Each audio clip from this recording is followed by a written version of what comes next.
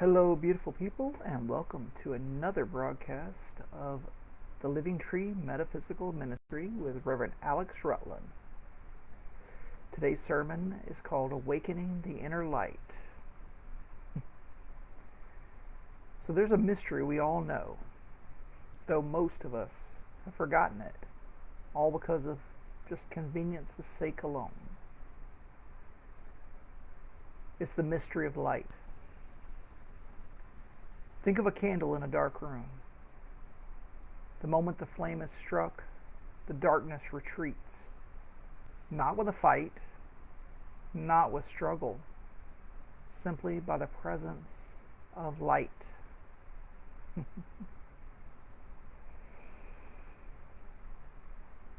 Today, as I was preparing, I thought of the sunrise here in Bradenton. How the sky catches fire every day. Even when we've spent the night in shadows, even when the world is felt heavy, the light comes. It always comes. And here's the truth I want us to walk away with today at the end of this sermon. That same light is not just around you, it is within you, because it is you. Jesus said it very clearly. You are the light of the world. In Matthew 5:14. The Buddha promised all beings possess Buddha nature. The Sikhs saying, "O mind, you are the very form of the divine light." The Quakers remind us there is that of God in everyone. All of them are saying the same thing. There is a light in you, holy, uncreated, eternal. But here's the challenge. It must be awakened. We live in a culture that makes us forget, makes us want to forget. We're told we're not enough. We're told we're broken or sinful or unworthy. We're told the light is so far away and it has to be accessed through some mediumship of a priest or preacher. It's in the sky, in the temple, in that priest, or maybe it's somebody else. But as we discussed last week, 2 weeks ago now, the truth is closer than your breath. The light is already in you. You only need to awaken it. So that's today's journey. It's all about awakening. Awakening the inner light, awakening the spark that's always been and will never be extinguished. I teased you a little in the beginning with just the small quotes, but here's the full thing. Jesus telling his followers, you are the light of the world. A city set on a hill cannot be hidden. Let your light shine before others that they may see your good works and glorify your Father in heaven. Matthew 5:14-16. Doesn't say you might be. There's nothing there that says you will be if you try hard enough. No. It says you are. This is not a command to manufacture light. It's an invitation to uncover what's already there. The Upanishads tell us the inner self is light. In the ancient Hindu scripture, the self is the light of all lights, shining that illuminates the whole world. Katha Upanishad 5:15. The sages say the Atman, the true self, is the eternal flame inside us. The sun may set, the candles may go out, but this light never fades. From a Buddhist, the Buddha says in the Mahaparinirvana Sutra, all beings possess Buddha nature. The flame of awakening already burns inside each of us. Enlightenment is not about importing light from outside. It's about removing the covering so your lamp can shine brightly as it was meant to.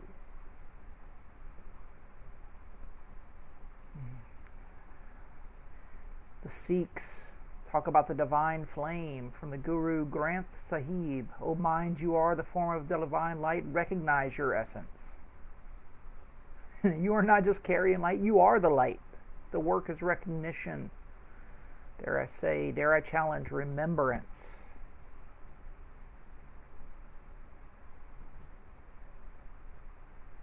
Some don't know this, but the Sufis actually work not from the Vedic tradition so much as from the Quran. And in 24:35 we see Allah is the light of the heavens and the earth.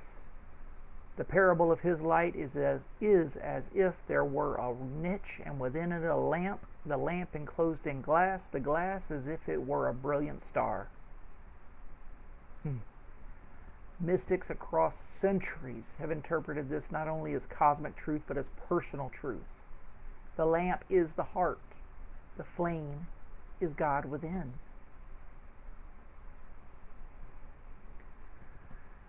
All these voices, Christian, Hindu, Buddhist, Sikh, Sufi, sing the same song.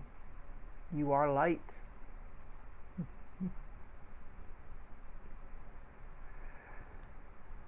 But here's the danger.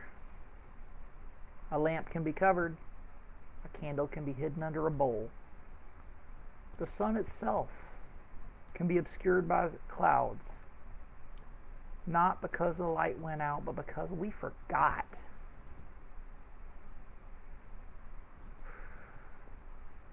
CRS, anybody? So awakening the inner light is not about creating something new. It's about remembering. It's about uncovering. It's about letting what already burns begin to shine.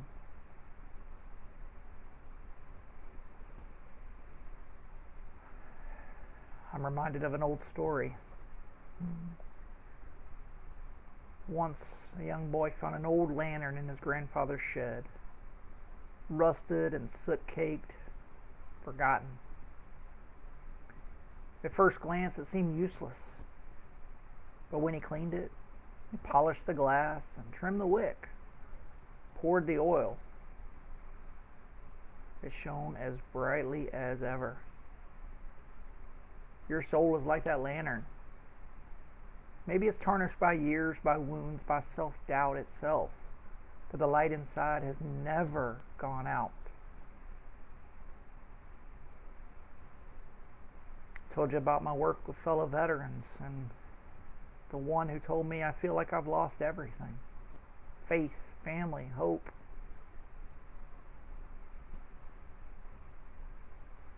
Sometimes the smallest token can be the light that others need. And so I told him very gently, ashes still carry embers, and embers can still spark again. This became his mantra. Over the following months, he began to rebuild, and not because I gave him something, but because he remembered what he already had there. Because he uncovered and remembered his own light. For just a moment here, close your eyes with me. Take a deep breath. On your inhale, I want you to repeat to yourself, I receive the light. Breathe it deep. And when you exhale, I want you to blow it all out and say, I shine the light. Do this 3 times. While you're breathing, imagine a small flame that's in your chest. It's glowing, it's steady, and it's warm. But with each breath, see it grow brighter. Now imagine everyone in the room you're in the house you're in the neighborhood you're in the state or county or country. Imagine everyone in this world has that same flame. And see how together all our lights form a great fire. A living tree radiant with divine light.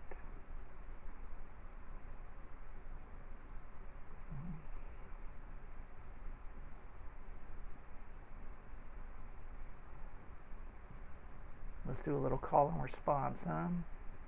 When I say the light is in me, I want you to repeat as answer, I awaken to the light. And we're going to do this 3 times, and I want to hear the volume rise with every repetition. Let's begin. The light is in me. The light is in me. The light is in me.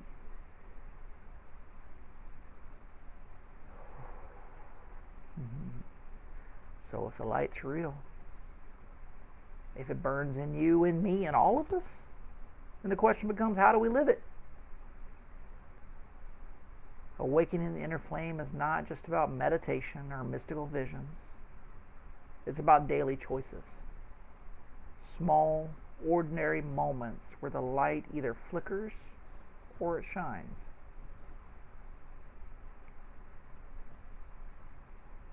Personally, I believe there are 3 ways the awakened light shows itself. Through compassion, through truth, and through courage.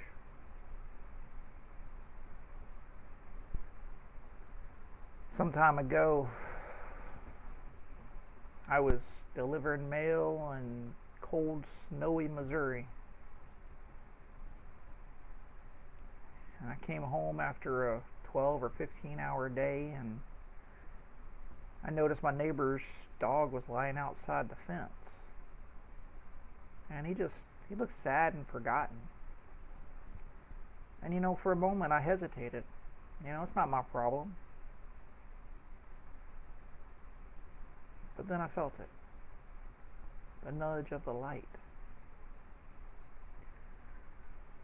I grabbed a bowl and filled it with water. Tried to make sure it wasn't ice cold that day. And knelt beside him and stroked his head and talked to him very softly while he drank. A few minutes later, my neighbor came out. He was acting all embarrassed, saying he hadn't realized the dog slipped out. Oh, the unconscious. He thanked me over and over. It was such a small thing. But that small act reminded me compassion is never wasted. When you honor the light in any living being, human, animal, ant, you honor God.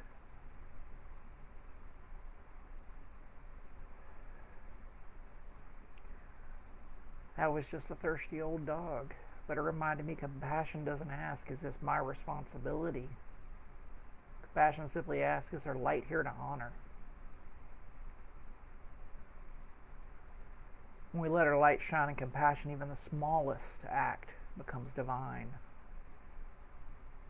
And I can't say every part in Florida, but I know around here you've got birds strutting across the street and traffic stops. You've got kamikaze squirrels darting in and out. Traffic stops. Well, maybe not all traffic, but I do. When we let our light shine in compassion, even the smallest act becomes divine.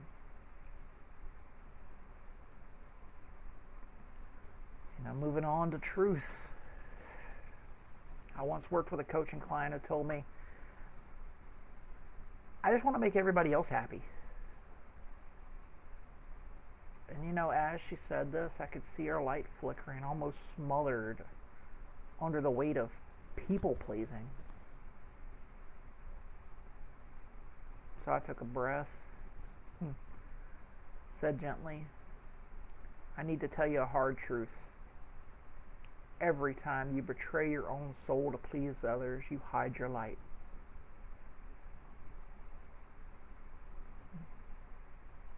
She was silent for a long time. I actually had to ask if she was still on the line. But then, with tears in her voice, she whispered, I've known that for years, but nobody ever said it to me. That's truth. Shining light into dark places we've hidden from ourselves. Truth isn't always comfortable. It does not flatter the ego. But when spoken with love, truth doesn't shame, it frees. It's just so free. Sometimes the most compassionate thing we can do is shine a light into someone's shadow and say, you don't have to live like this anymore. Take my hand. Let's step out of the shadows.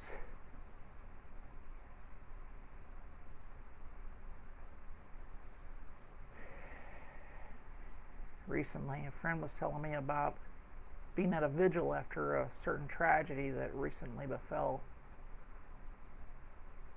this country. And the wind was strong, blowing out everybody's candles. People gave up, put their candles down. But I'm told that one woman cupped her hands and shielded her flame and kept relighting others' candles again and again and again. By the end, the whole crowd glowed again because she refused to let her little flame die. That's courage, protecting the light, even when the storm tries to snuff it out. That one woman's stubborn little flame brought hope to an entire crowd. That's what courage looks like. Not the absence of fear, but refusing to let the light die in the wind.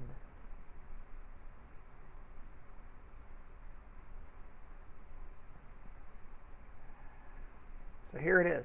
Compassion warms, truth reveals, courage protects. This is what awakened light does. It does not hide. It does not retreat. It shines in kindness, in honesty, in bravery.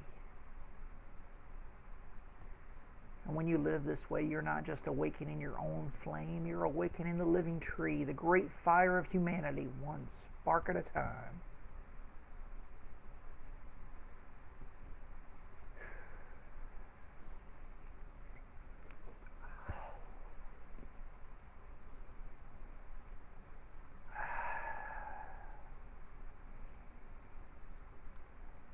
So we've told you, I've told you, there's no we here. I'm one person with a heart connected to everybody else. So compassion warms and truth reveals and courage protects. But if the light is only spoken about, it stays an idea. To awaken it, we have to practice it. Right here, right now. I want to invite us into doing something very simple. Turn your attention to the person nearest you. Maybe it's someone you know really well. Maybe it's a stranger. Either way, with their permission, look in their eyes.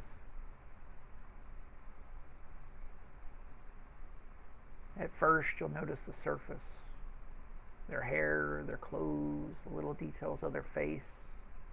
But I want you to go deeper. Look beyond the surface. Look as if you're gazing into a flame.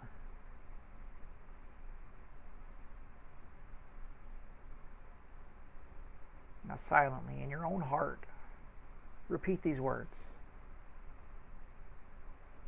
The light is in you. Just the once, quietly, intentionally. Let the words rise not from your mind, but from your own flame.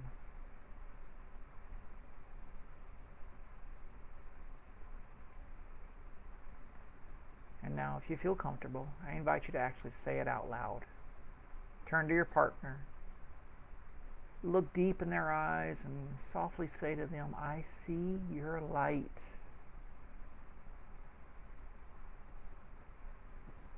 I see your light.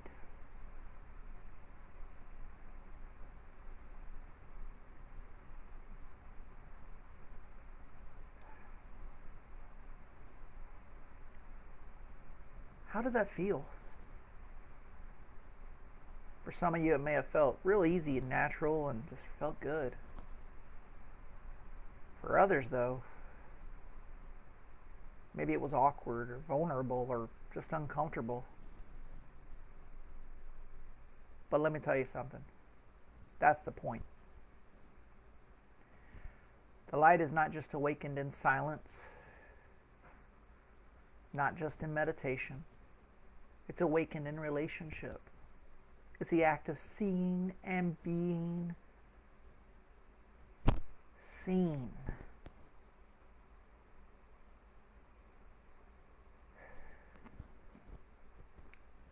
I invite you to take another deep breath with me, and on the inhale, the light is in me. And on the exhale, the light is in you. Again, the light is in me. Exhale, the light is in you. One more time. Inhale, the light is in me. Exhale, the light is in you. And let that settle.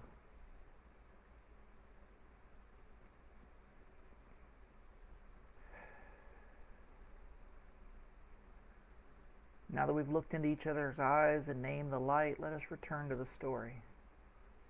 Because story is another way the light awakens, reminding us that even in the ordinary, even in the everyday, the sacred is shining.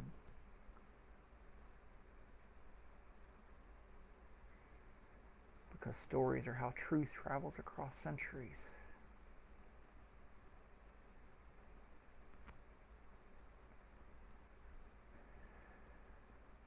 There's an old tale of a young monk who longed for enlightenment. He traveled far to find a master, climbed mountains,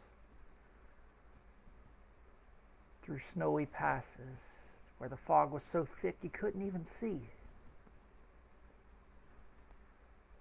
And at long last he came to a monastery famous for its wisdom. He begged for entrance. And when granted, he bowed before an old master and said, "Please, teacher, show me the secret of awakening."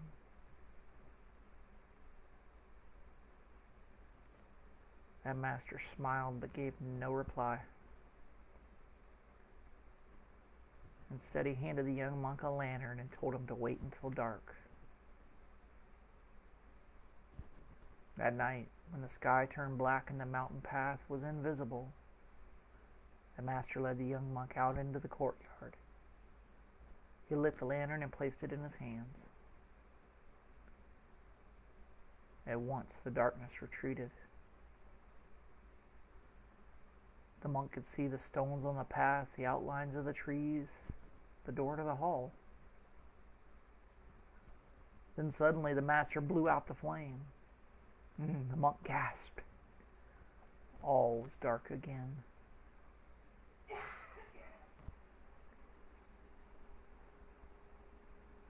Master said softly, "Awakening is not about never facing darkness.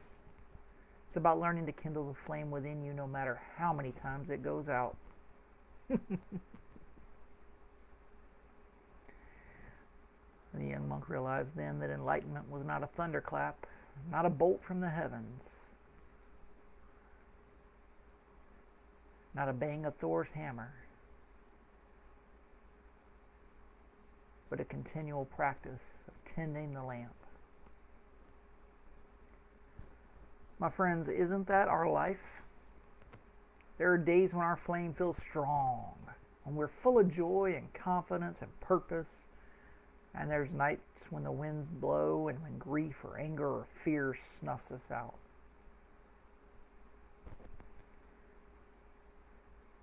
The lesson of the lamp is this: the flame is never truly gone. The wick remains, the oil remains, the spark awaits.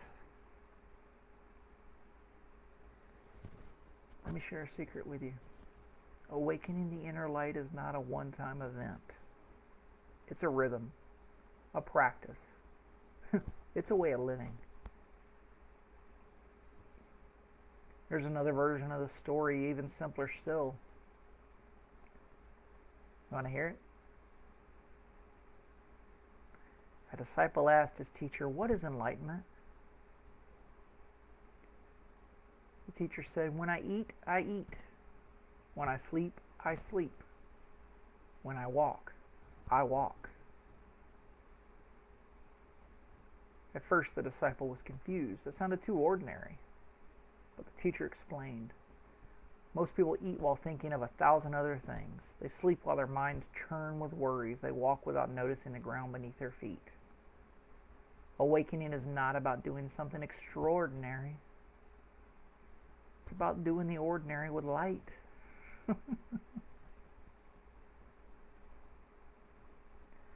What if tomorrow when you eat breakfast, you do so in full awareness, full consciousness, blessing the food as divine light made visible? What if tonight when you sleep, you do so as one cradled in the arms of the divine? Maybe you give yourself a hug.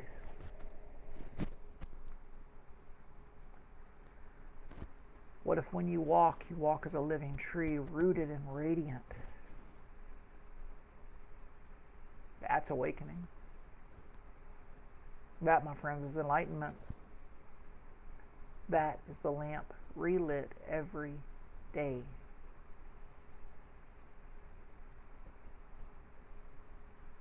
The master's lantern, the teacher's simple walk. These stories tell us the same thing.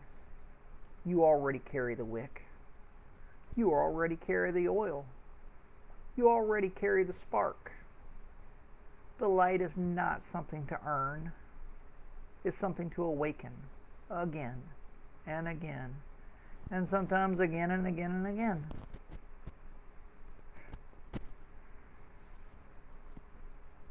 So as you leave this broadcast here today, do not be discouraged when shadows come. Do not despair when your candle flickers. Simply remember, the light is still yours, and the light can always be lit again.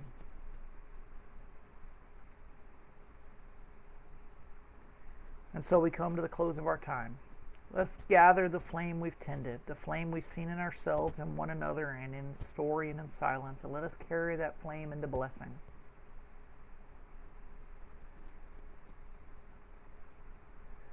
We've once again heard the chorus of traditions. We've seen the lamp of the monk. We've practiced seeing the flame in one another. Now it's time to send the light forth. I invite you to place your hand over your heart. Just feel that steady rhythm. Feel your pulse, your breath, your quiet beating of life. I will speak and you may answer. My line is the light is in me. Your line is the light is in me. Every time we say it, let's get louder. Let's ring this truth to the heavens. The light is in me. The light is in me.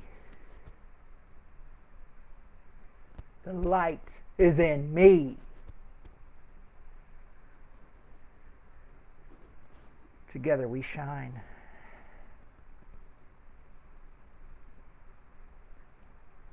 Shadows of this world may whisper that you're small. They may tell you that you're powerless, that your flame doesn't matter. Hear me now. One candle can light 1,000, but it's without itself growing dim. And you are that candle. Your compassion warms. Your truth reveals. Your courage protects. And your light, your awakened divine light, it is needed in this world right now. The demons are running loose. The asuras abound.